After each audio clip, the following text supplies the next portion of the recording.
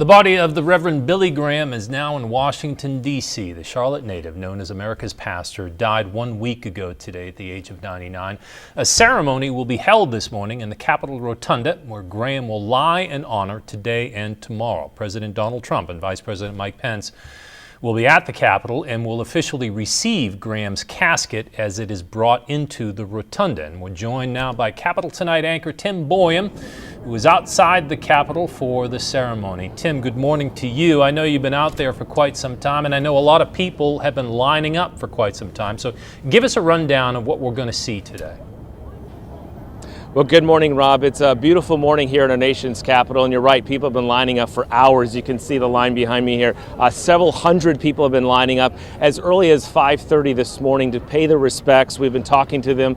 As you mentioned, the president and the body of Reverend Graham are expected to arrive here at our nation's capital in mere moments. They were scheduled to arrive sometime around 10:30 this morning. You can see the platform there of photographers and national press waiting for the casket to arrive, as well as the President of the United States. There's been a lot of helicopters and security around overhead as well. That ceremony is expected to take place. What we do know is that the North Carolina delegation is going to lead the Congress into the Rotunda a little later as part of that ceremony. And then tomorrow when they leave, they're actually going to present a flag to the Graham family. And after the Congress is in this morning, the President and the Graham family will come in with the casket for that as well. As we've been mentioning, people have been lined up all morning.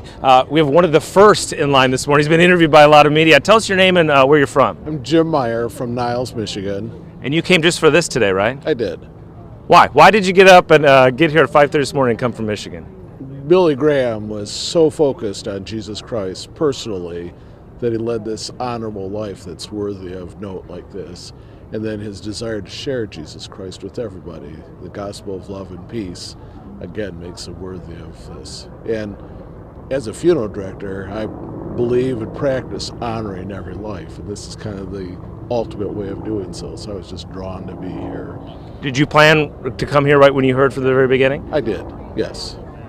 What do you remember about Billy Graham the most? Obviously, your faith in what you're talking about, but he's had such a storied career is probably not the right word, but life. What do you remember about him the most? Well, but his storied life is the story of Jesus Christ. That's what he shares with people.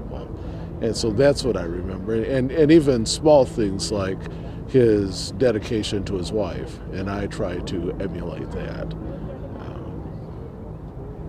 I appreciate a fellow Christian living a life that way. Well, thank you very much. I appreciate it. And Rob, a little earlier, we were walking up, and there's an area just about maybe 1,000 yards from here where the casket's going to turn in, or the hearse, and the president's going to come in as well. And we met a 93-year-old couple. They live in Maryland now, but they were raised in Charlotte, just outside of Charlotte, about 30 miles in Lincolnton, and they feel like they've sort of lived their life with Billy Graham, and they feel that connection, and so they got up super early themselves, and they've been walking all over the Capitol grounds just to catch a glimpse of that hearse go by. They're not even going to stand in line, in fact. They're just going to go to see that hearse, and so that shows the impact in North Carolina, here, and really around the world. Yeah. Tim, I want you to take another look at the Capitol there, and to your right, I guess, and see if the president is pulling up. And we've got also some video to perhaps take a look at, some live photos. Some live video there, and I think that is indeed the president pulling up and getting ready to enter into the Capitol. So listen, the president tweeted earlier this week, "The great Billy Graham is dead. There was nobody like him. He will be missed by Christians and all religions. A very special man." You make your business is politics. I expected to see a little bit of criticism. I mean, clearly Billy Graham led a life in the limelight, and he was not always popular with all sectors, but it seems as if politically he's being welcomed by people on both sides of the party, people from all persuasions right now. Yeah, there's no question, and sometimes later in life, things change with people. Their history looks back on people differently, but he did have some criticisms, as during the Nixon era. He's even said himself he regrets getting into politics as much as he did. I felt like he was burned by Richard Nixon and Watergate. They were very close, and of course his relationship with Martin Luther King. He gets a lot of credit for integrating his crusades, but some feel maybe he should have gone a little farther with that, and he even said he wishes he would have done more to push for it. But he was against the civil disobedience at the time, and that caused a little bit of a rift between him and Martin Luther King. But in general, he was a pastor to the presidents, a Democrat, Republican. We saw Bill Clinton at the library yesterday. We saw George W. Bush there on Monday. Jimmy Carter's made a statement as well. They were all there for the dedication of the library back in 2007. So, through the tough times, that's one of the things I hear the most, Rob, is Billy Graham wasn't there during the good times. He was there in the tough times when people needed him. And that was true for people that lived in Montreat and presidents of the United States and dignitaries from around the world.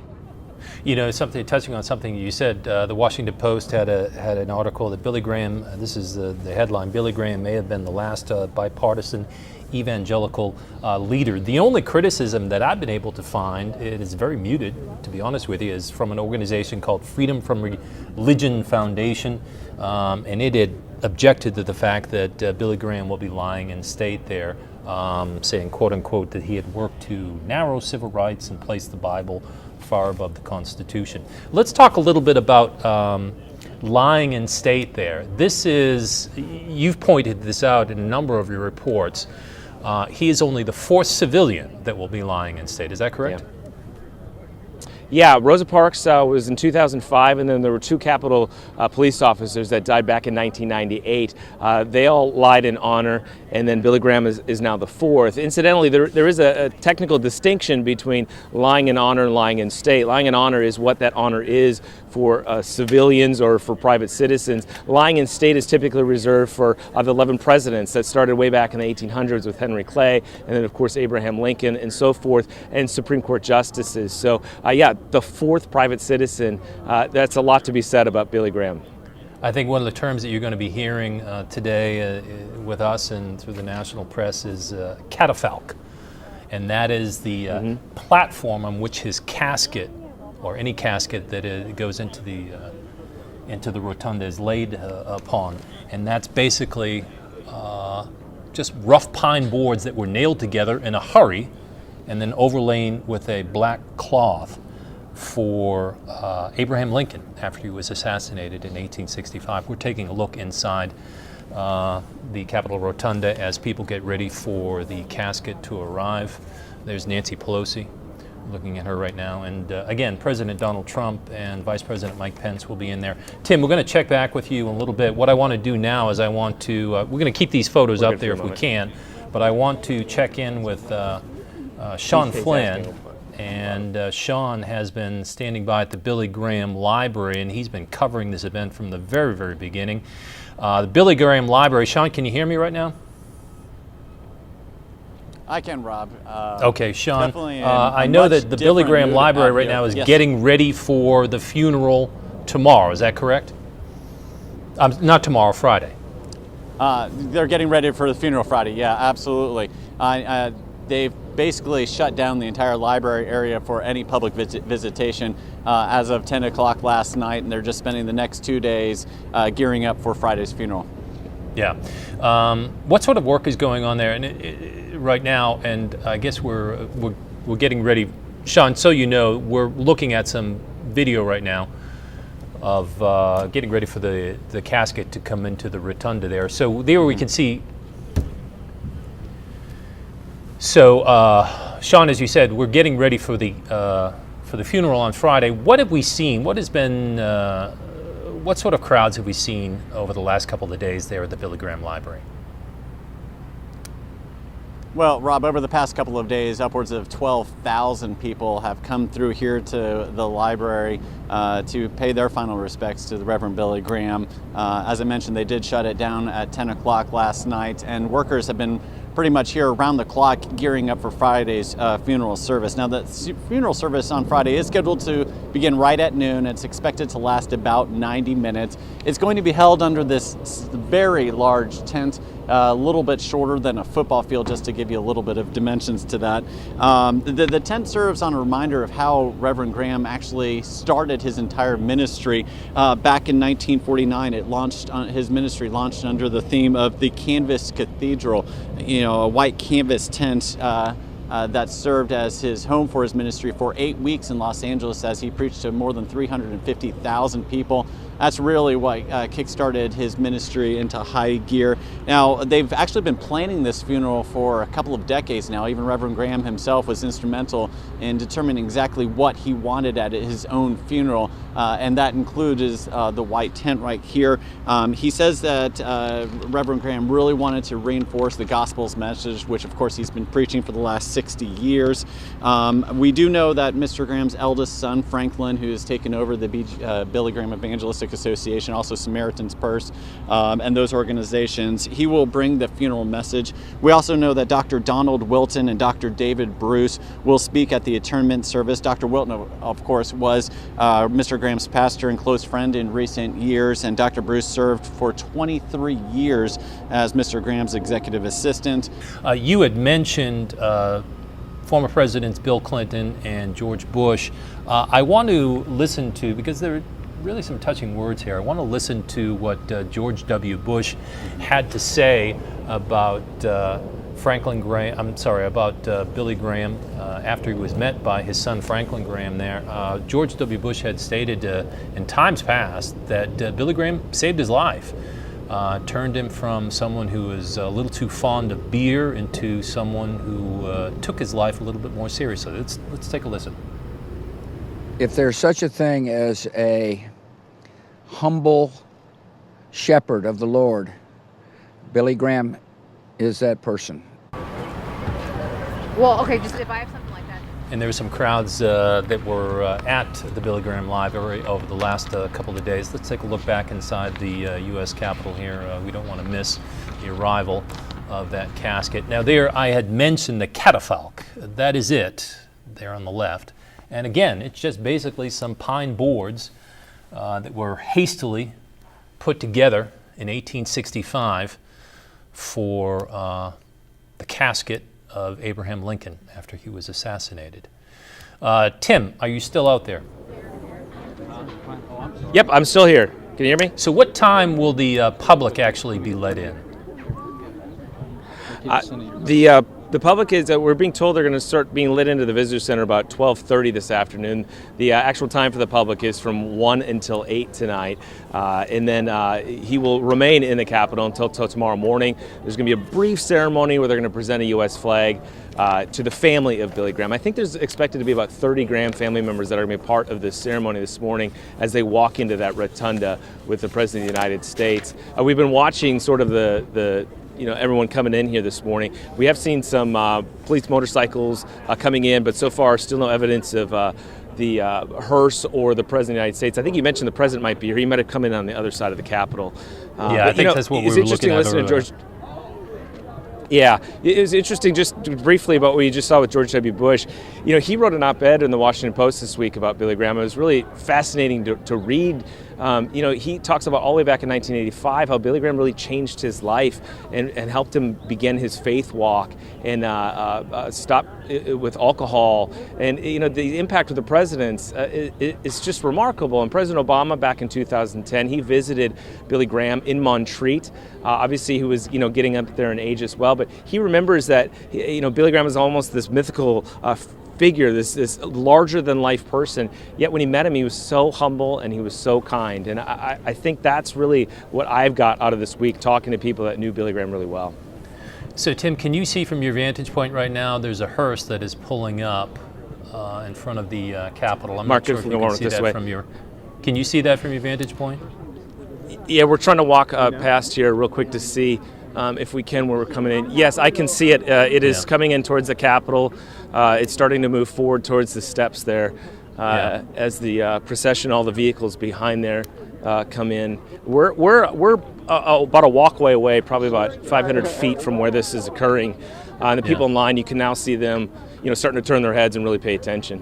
So we, just so you know, we're looking at some video, and I keep telling Tim this because he does not have a video feed out there, just for the folks who are watching. But we are looking now at the hearse as it pulls up in front of the Capitol building here. Now, you told me, Tim, that the casket is going to actually be welcomed by the North Carolina congressional delegation, or will it be welcomed by the president first?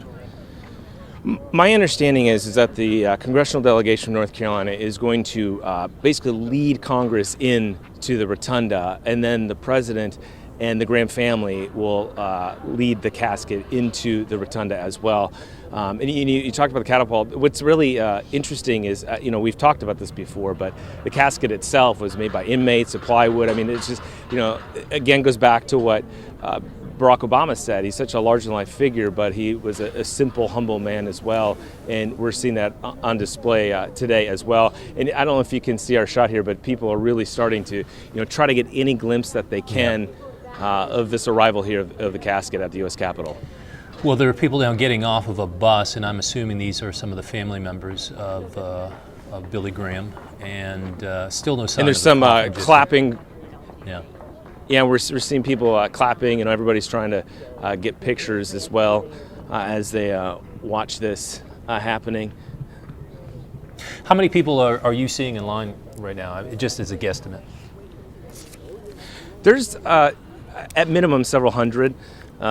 It keeps growing by the minute. As every time I turn, there's people walking in. There's probably close to 500 people already in line. And keep in mind, some of them started arriving at 5:30, but these folks are going to have to stand in line until at least 1 o'clock this afternoon. That's when the small services, private service, is going to take place, and then they will close off the rotunda area and prepare for the public to come in as well. And that's going to take place at 1 o'clock. And I just saw Franklin Graham enter into the Capitol building there. One of the limousines has pulled up and is emptying out some of the close family members. Billy Graham is survived by 5 children and a host of grandchildren and great-grandchildren. His son, Franklin Rob, can you hear Graham, me still? His son, Franklin Graham, took over the Billy Graham Evangelistic Association. He has been, as everyone well knows, more partisan in his opinions, but he's been widely lauded for his efforts with Samaritan's Purse. Some people had criticized how he had changed Billy Graham's message, and some people thought that he was manipulating Billy Graham toward the end of his life, especially as regards the election between President Obama and Mitt Romney, and something that was on a marriage amendment, an equal marriage amendment, was on the North Carolina ballot at that particular time. Regardless, he is again in charge of the Billy Graham Evangelistic Association and has been for a number of years. Billy Graham stepped out of the limelight, and I think, Tim, you were at his last crusade, were you not? Yes, I was there in New York City. Sean Flynn was there as well. And it was just, that was the first time I've really been exposed personally to, Billy Graham and his crusades, to see that. And over 3 days, there was almost 250,000 people. And you could just sense, I remember meeting a family from North Carolina, and they had 5 daughters that aged and ranged from 13 down to 2. And every single one of them were just captivated when Billy Graham took the stage and preached each night at the Crusades. It was a remarkable event to be at, knowing especially that it was going to be the last ones.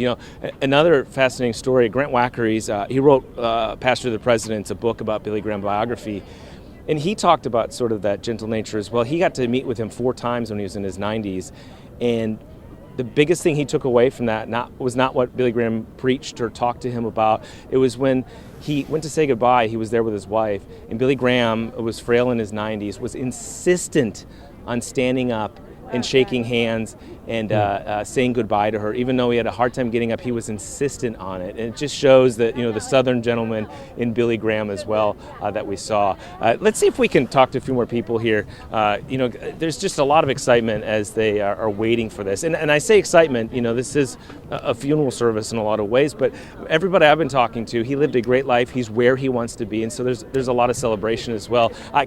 We're live, just so I'll let you know, but tell us your name first and where you're from. My name is Andra Howell, and I'm from Disputanta, Virginia. All right, you've been moving around trying to get pictures and whatnot. What is this moment like for you? It's very special. It's emotional. It's very personal for me because when I grew up, from the time I was in the cradle, I can remember being in church and then also listening to Billy Graham and watching his crusades on television. And then as I grew older, of course, I attended about 3 of his crusades during my lifetime. But it was a promise that I made to my mom before she passed away that I would attend his funeral if possible. So that's what it means to me. That's remarkable. Which crusades did you go to? Indianapolis, Dallas, and the one in Georgia, Atlanta. Yeah. So you knew you were coming here as soon as you heard he died. And I told my supervisor last Friday that I wasn't going to be at work today, that I was going to be here. So. Can you think about the moment that when you go inside the Capitol building and you're there in front of the casket, what you're going to be thinking or praying about? That the Lord, that I get a closer relationship with Christ through that moment, because I'm always trying to grow, and I hope that the Holy Spirit quickens me to become more in a relationship with Christ than I am now. What's your lasting memory of or thoughts or impact of Billy Graham? If someone asked you, 20 years from now, what did Billy Graham mean to you, and what did he teach you? Won't you come to Christ? Won't you come? Just as you are, won't you come? That's what it means to me, and that's what I think that more people need to remember is won't you come? At the end of all of his crusades, when he did the invitation, they would sing just as I am, and he would stand there no matter who you were. Forgiveness is for you. The gospel is simple, and won't you come? I can see it in your eyes and your voice. This means a lot to you to be here. It is. It's very personal. Very personal.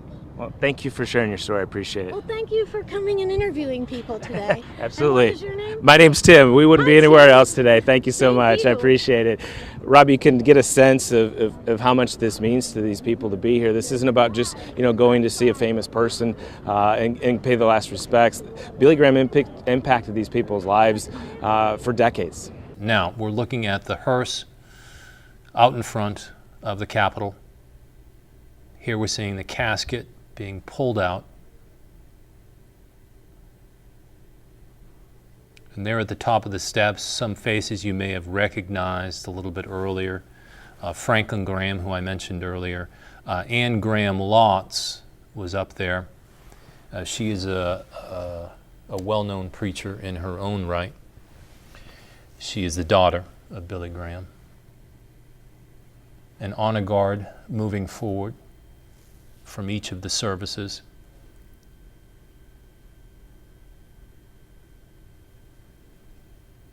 And they are getting ready to carry the casket forward.